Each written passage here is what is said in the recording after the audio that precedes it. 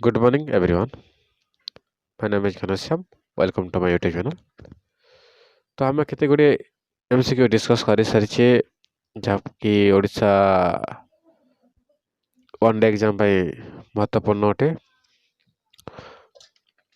साधारणतः आम 30टा MCQ discuss कर सारी यार हूँ पार्ट 3 एमें किसी डिस्कस करवा जोटा कि परीक्षा उपयुक्त अटे चलो डिस्कस करवा प्रथम क्वेश्चन होची which Ganga ruler built the world famous Konark temple निम्नोक्त मध्य क्यों राजा कोणार्क मंदिर सूर्य मंदिर निर्माण करते क्वेश्चन नंबर आंसर होची नरसिंह देव नरसिंह देव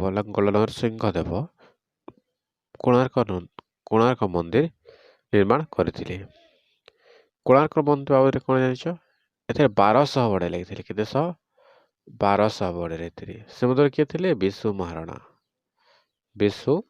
महाराणा थे तो आपण जानी थे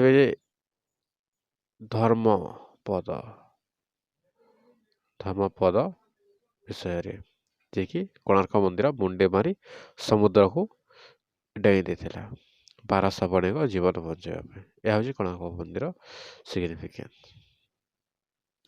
number 2 Quli Qutb Shah invaded Odisha during the region of which ruler Quli Qutb Shah क्यों राजा शासन करथवा समय ओडिशा को आक्रमण करथिला तो से अनुसार होची सटीक अनुसार उत्तर होची प्रताप रुद्रदेव शासन समय कुली कुतुब शाह ओडिशा को आसथिला कुली कुतुब शाह होची फिफ्थ सुल्तान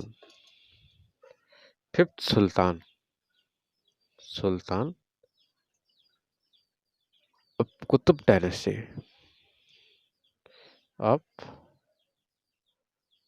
कुतुब डायनेस्टी कुतुब डायनेस्टी पंचम सुल्तान थे कुली कुतुब शाह क्यों कुतुब डायनेस्टी गोलकोंडा हैदराबाद रीजन थे number 3 number question Prabhu Shri Chaitanya question number 3 Shri Chaitanya famous vaishnava saint of Bengal had come to Odisha during the which ruler ये मध्य से क्वेश्चन क्यों राजा समय श्री चैतन्य ओडिशा को आसथिले तो यार उत्तर मध्य प्रताप रुद्रदेव किए थाड़ गजपति ये हूँ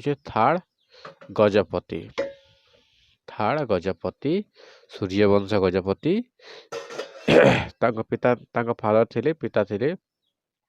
फादर थे पुरुषोत्तम देव तो गजपति वंशर प्रतिष्ठाता किए थे कपिलेन्द्र देव किए कौन थे अजा थे कपिलेन्द्र देव अजा कहा Pratap Rudra Dev number 4 number question what were the provinces known as the Odisha during the period of Ganga dynasty provinces को कौन कही गंगा डायनेस्टी रे यार सठिक उत्तर थे विषया प्रोविंशंस कही गंगा डायनेस्टी रे number 5 number question Lingaraj temple at Bhubaneswar was built which architecture हम आर्ट एंड कल्चर पढ़ी आर्ट एंड कल्चर जो मैंने ओपीएससी प्रिपरेशन कर आर्ट एंड कल्चर पढ़ी केते गुड़े टेम्पल आर्किटेक्चर अच्छी नॉर्थ रे कौन चली था नॉर्थ रे साधारणतः नागरा स्टाइल चली था नागरा आर्किटेक्चर नागरा टेम्पल अच्छी नागरा ए वाला साउथ रे कौन चली थे साउथ रे द्राविडियन स्टाइल साउथ रे द्राविडियन आर्किटेक्चर चली था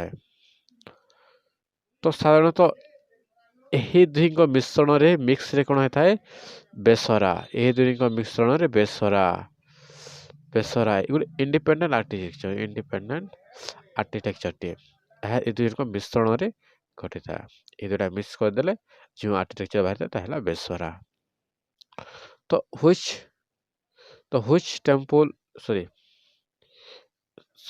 मिनटे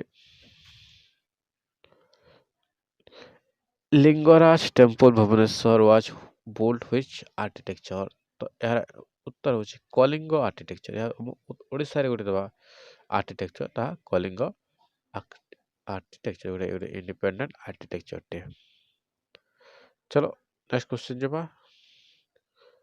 which of the following village has become the first to be 100% solar power village in Odisha ये गोटे करेंट अफेयर आसी देखो पिला माने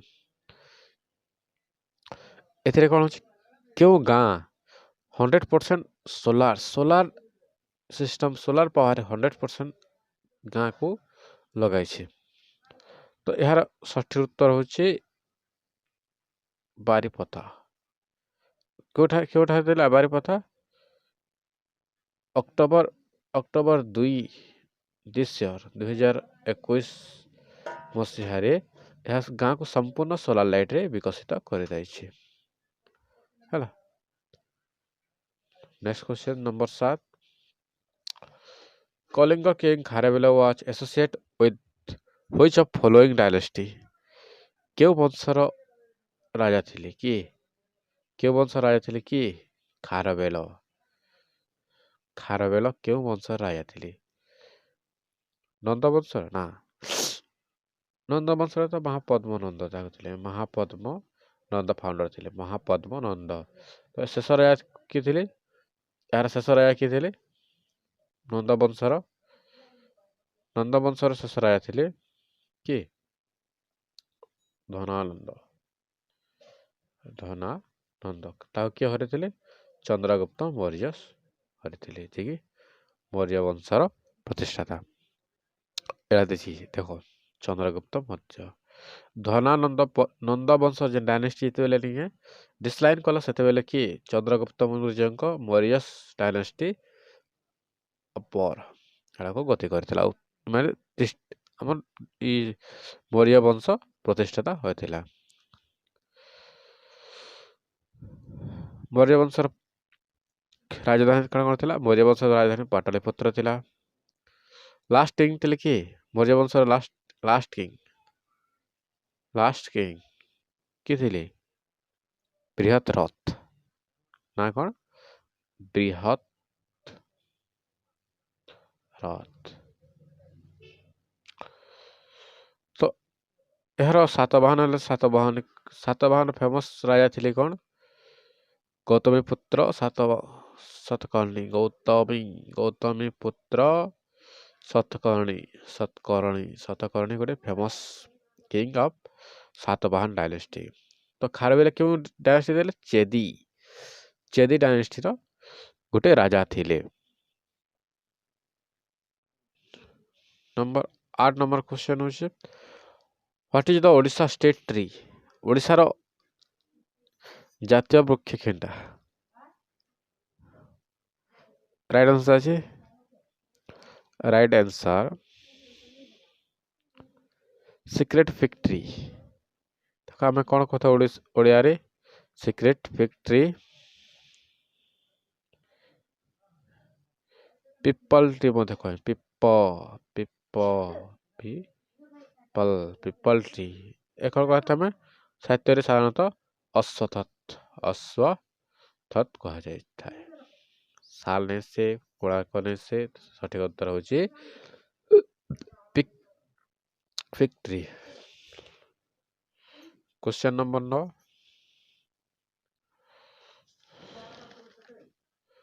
व्हाट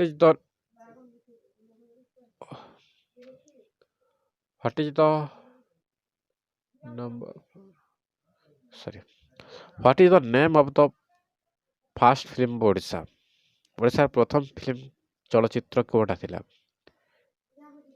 सठिक उत्तर होची सीता विवाह क्वेश्चन नंबर 10